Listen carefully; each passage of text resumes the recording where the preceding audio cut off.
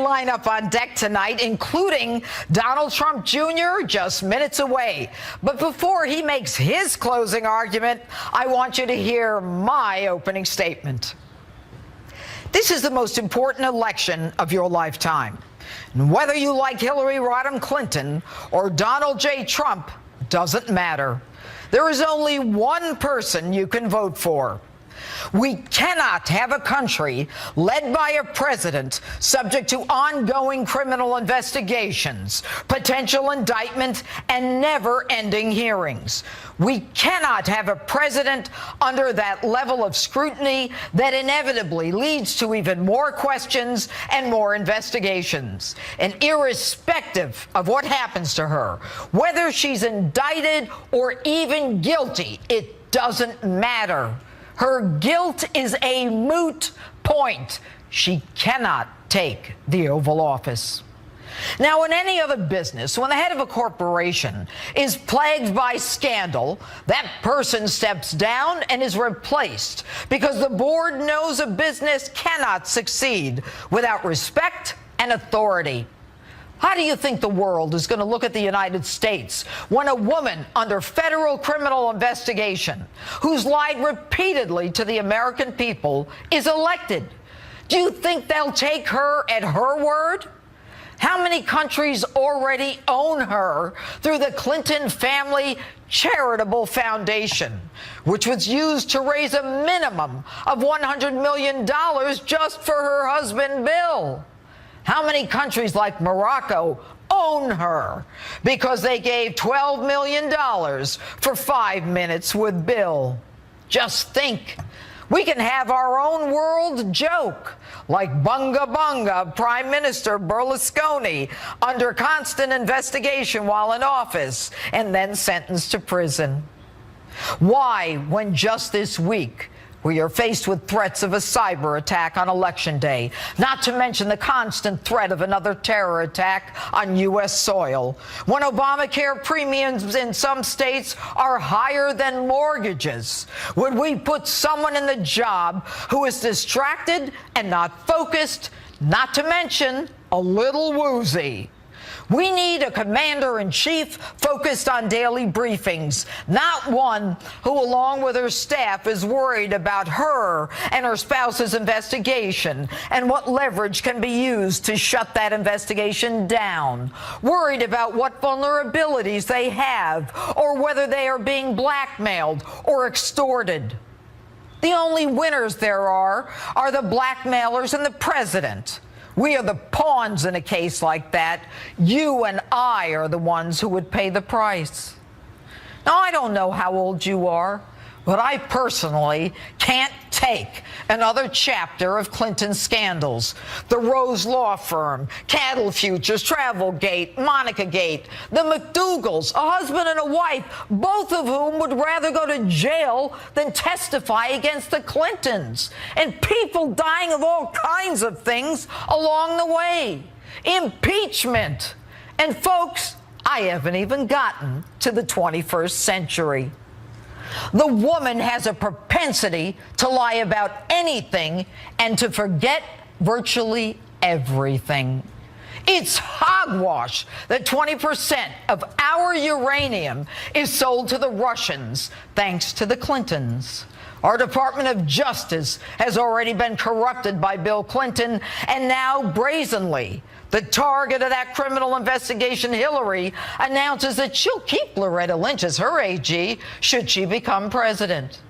And if you are tired of this cesspool of corruptibles and visits from the ghosts of the Clintons' past, then you simply don't have a choice. She is a woman guilty of bad judgment over and over. What makes you think her judgment is going to get better, or that she's going to work for you, or even think about you with the sword of justice at her throat? Guilty or not guilty, she is a woman who is neither capable nor worthy of leading our great nation. And if you think it's time we hire a person for the Oval Office who is proud of America, who believes in law and order, who believes that our vets take priority over illegal immigrants, that open borders present a danger to us, that it's time to make fair trade deals, who sees us as a sovereign nation, who is proud of us and our American history, who will work on making us rich instead of herself or her family, then it's time to vote for the person who believes in the Constitution, the only one who will bring change, who is willing to roll up his sleeves, who will put in the time, has both the energy and the clarity, the one who doesn't give a darn about political correctness, the one who knows how to create jobs, and yes, the one who wants to make America great again. You've got 72 hours. It's up to you. And that's my open. Tell me what you think on my Facebook page or Twitter, hashtag Judge Jeanine. And joining me now is the Executive Vice President of the Trump Organization and the son of Republican presidential candidate, Donald Trump Jr. How are you? I'm doing great after that. I just want to drop mics for you. That's pretty powerful, Jeanine. I'm impressed. Wow. Well, I have to tell you, you know that I believe in your dad. I believe in you guys. I know you, and all of my listeners know that it's not just a friendship. I believe that your father has the capacity, and I think an important word that nobody talks about is the clarity, that 100%. He understands what's going on. Okay, let's talk about where we are. Yeah. 72 hours. What does your dad have to do? Is he going to win Florida, North Carolina, Nevada, and Colorado? Well, you know, it's interesting. The map has changed a lot in the last few days. I mean, there's a lot of states that are in play that were never supposed to be in play. I mean, we're tied up in Colorado. You know, he's going to Michigan. That hasn't gone, you know, for us in a long, long time. He's going back up to Minnesota. He's going into states, you know, so the map has changed. There are states that we no longer maybe have to win if we can pull off. I'm going to interrupt you, Donald. We're going live to your dad. Apparently, there was a ruckus. Where is he now? He's in Reno, Nevada. There was a ruckus. Did they rush him off the stage? Secret Service just rushed him off the stage. But he's back in pure Donald form. Let's listen. To repealing the defense sequester. Right now, it doesn't sound that exciting, but it's very important because we're going to rebuild our badly depleted military. That means brand new modern aircraft. Nerville Air Station. And you know what I'm talking. Fallon. Who's Fallon? Any? Not far from here. The Naval Air Station. We have aircraft that's 18 and 20 years old. We have aircraft much older than that. We can't even buy parts to some of our aircraft. They're so old, they don't make the parts anymore. Now see those Medal of Honor recipients? What we're hearing now is that some people were taken out of that forum by the Secret Service, and your father was rushed off, and he's back on the stage and back to message within moments. That's what he is. Listen. Oh, look, there he is being rushed off. He is safe, as you can see a moment ago, and back on the stage, back on message. All right, so. All right, your reaction to that, Donald? Well, listen, you know, it's interesting. You see it. That's the tolerant left, right? That's the same people probably that were getting paid to go incite violence at our rallies from the Democrats. I mean, that's pretty good, you know. A lot of people will go throw some punches for $1,500, especially the crazy people that the other side was hiring. So, but that's really what we're up against. You know, if this was candidate to candidate, policy to policy, track record to track record, this would have been over a long time again. But we're up against a very corrupt, very big machine. These are power players. This is how they've gotten rich. The Clintons are worth up to $250 million. Doing what? Peddling American influence, selling out America. That's what got them there. They haven't created a job. They never built anything. They didn't do any of those things. But that's what we're up against. And so if it was a fair fight, it would have been over a long time ago. But it's not a fair fight. And I think the American people are starting to see that. We always knew. But now we're seeing it in the emails. You're seeing it in the O'Keefe tapes. You're seeing it day after day after. I mean, it never ends. It's like you're watching a movie about a banana republic, but it's actually happening here in America. And I think the American people are sick of it.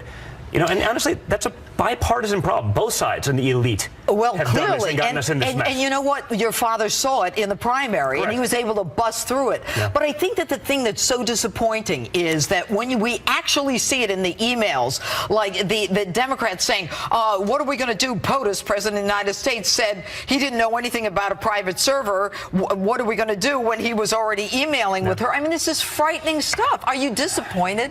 I'm actually, listen, it's hard not to be, all right? I'm an American. I'm a patriot. I believe in what they're doing. And we are literally running up against the most corrupt candidate in the history of the presidency.